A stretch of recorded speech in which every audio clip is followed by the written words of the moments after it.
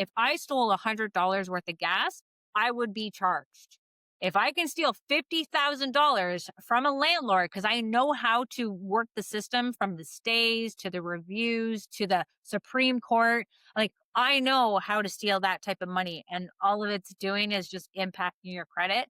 There needs to be consequences to people's actions. That's the only way that they're going to learn. And this is coming from a mom of four.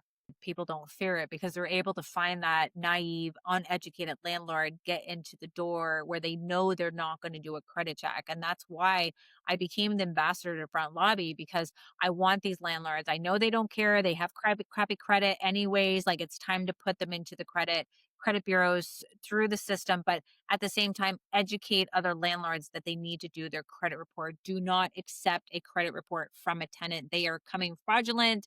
Their work references are coming fraudulent. They're scamming the system because they know they're at the end of the rope, especially since rent reporting became popular in Ontario and Canada and even in the States. So our job is now to educate our landlords. Do your own credit checks. Make sure that you're reporting them, because you now need to know that there's consequences. And this is an example, which I haven't even posted about yet. I had a tenant that's almost 6 years ago. I reported him to the credit bureaus, and he's now coming back to say, hey, I'm not that stupid 26-year-old anymore.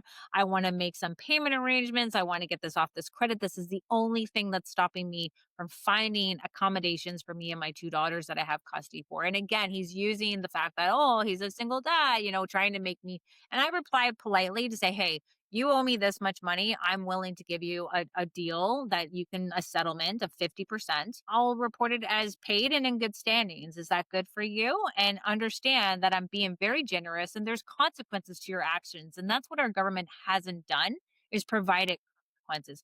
Hey, everybody. Thanks so much for joining us this week. I hope you enjoyed the episode. If you're finding it informative and useful, make sure to like, subscribe, share with a friend so that we can keep getting the information out there to Ontario landlords, and keep on joining us. We'll see you next time.